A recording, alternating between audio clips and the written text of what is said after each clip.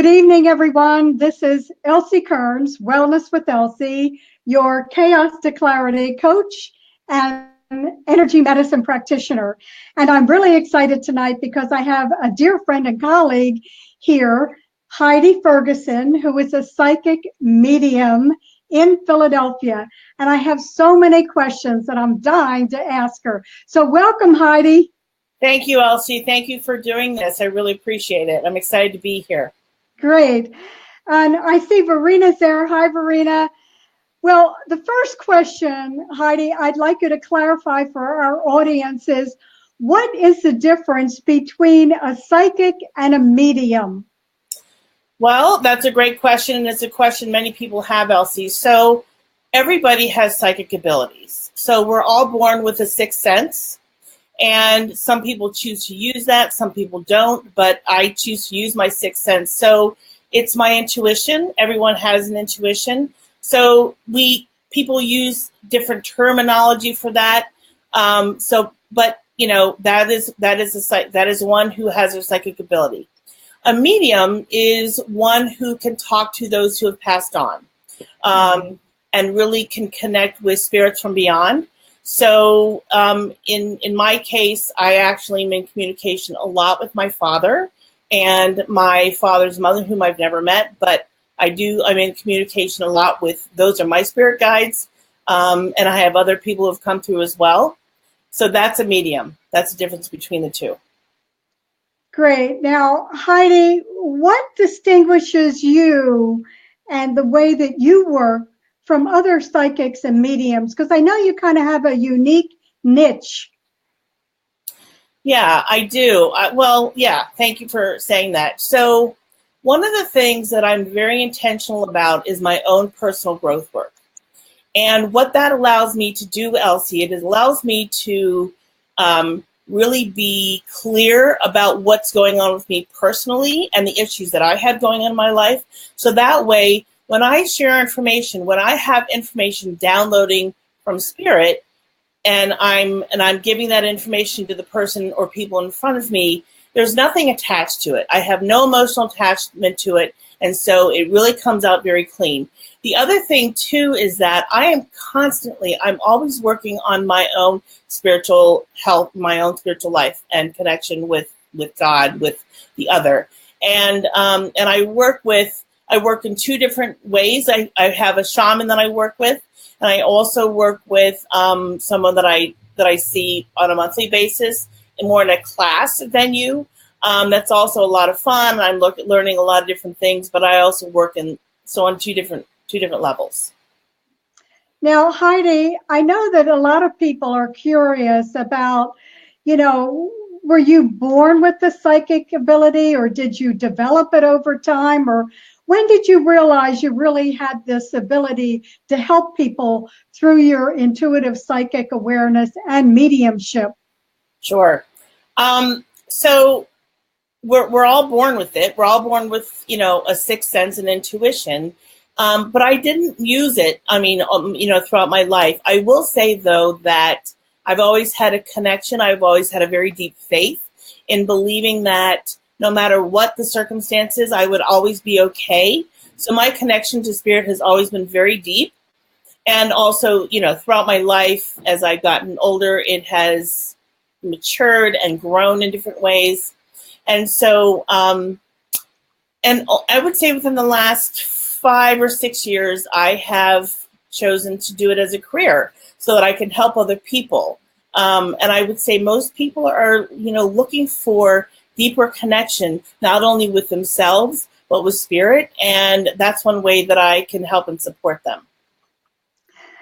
Heidi, I know that actually it's just been within the last year or two that you have kind of begun to switch over to this career path, even though you've always been helping people, but now you've actually made it, a career. And I kind of wonder, how does your family feel about this? Are they in tune with psychic phenomena? How do they view this? Because this makes you very public in a way. Sure. Well, I grew up in a pretty religious family. We went to church every Sunday, went to Sunday school every Sunday, and so this is a little bit different. I mean, this is not church based, but it certainly is connected to spirit. So one of the ways that I do talk about it with my family is that it's my relationship with God has not changed, and if anything, it's gotten stronger. And so, we kind of change out the word God to spirit, to universe, to source. So there are a lot of words to describe that. And so, and one of the ways that I have shared this with my family is I've let them know that what I'm doing is helping others to connect to that source, that connection to spirit, or to have a better connection in general, to the other and to themselves. So you just took what was the foundation of what you've always known in your family and just put a little different references to it. Yeah, I did. And also, not everybody grew up the way that I grew up. And so some people, can be skeptical or curious about it or have questions about it. And I feel like the way that I share, the way that I teach and I communicate with people is very open, and there's no judgment attached to it. So they're more likely to ask questions and to be curious about that connection. Now, Heidi, if someone comes to you for your medium ability and they want to connect with someone who has passed over, I know you have some suggestions about that and parameters. What would you say about that? Well, the first thing that I would say is that there are no promises. I never promise anyone that I will connect with someone who's, someone that they want to connect with who has passed on, because I cannot, there are no guarantees there. So What I do tell them, though, is that in a reading, if someone comes through, the person that comes through is the person that is meant to come through, because the person that comes through has a message for them. And in that moment, that is the message that they are communicating is the message for that person to hear. So, does that answer? Yes, it does. And I also think that you recommend that if someone wants to connect with a loved one, that they don't come immediately after that person has passed, or right, because when we've lost someone, we're grieving. We are in our deep grief process. Sometimes we don't. Sometimes we're in the stage of denial. So as we know, there are different stages of grief, and it depends on where you are in your grief. But if there's someone that has passed on that you want to connect with, I would suggest to wait at least a year, maybe 18 months, until you really feel like you have gone through the process of grief. You don't have to be completely through it, but I would say to a point where you're able to kind of move beyond a little bit, because if not, it's not going to be, I can't say that it's going to be the most important thing for you if that's what you're looking for. That's good advice. Now, I know that one of the questions that people always have about this is, what kind of training have you actually pursued in this particular field or in general for yourself? Sure. Yeah. So I had a reading by someone in Marlton. I'm going to say it's probably been 5 years now. And throughout the reading, she had said to me, she was connecting me with my father. And throughout the reading, she said to me, you've got the gift, and I really want you to be part of this community.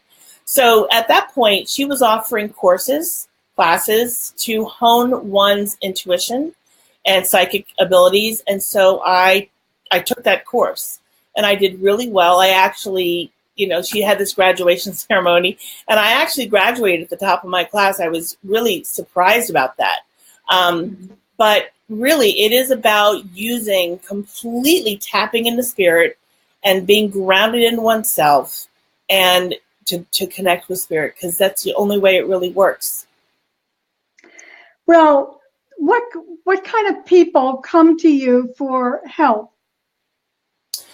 Yeah, I would say that the people that come to me and want a reading are people who are seeking answers or want validation around something, um, or really struggling. I've had a bevy of different types of people who are looking for different types of things. But and quite honestly, if I feel like I cannot help you, I will not waste your time. I will be honest with you and tell you that. But if I can, I'm certainly going to do everything to do that. So what you offer, if, as you said, if you feel that you're a match with that person and you can help them, how does it actually help them go forward, or what actually comes from it? Yeah. So one of the things that they get is not, well, I would say one of the things that was one of the most important things that one would get from working with me is to really learn how to ground themselves so that they can connect to themselves. Because the truth of the matter, Elsie, is that everything that we have and that we need and we desire is in here. It's within each of us. We all have that power. Most of us kind of ignore it or we don't pay attention to it. And that's the truth. It's all within us. And so, and then and so that's one of the things that I support people with, connecting them with themselves. And the other thing is connecting them with spirit, because once we go in and we can connect with ourselves, it's going to be a lot easier to connect with spirit. It just is. That makes a lot of sense. Now, Heidi, I know that you do readings for people either in person, over the phone, or through virtually through like Zoom. But I know that you also offer regular consultations or ongoing consultations for people. And what are the benefits they receive from doing that kind of work with you? Yeah. So I have 6-month packages and 12-month packages where I work with people, long term. And the benefit to that, Elsie, is to, for an hour reading, I can only go so far. Right. But when I meet with someone once a month, it allows them and me to connect deeper and to go into further, deeper spiritual connection.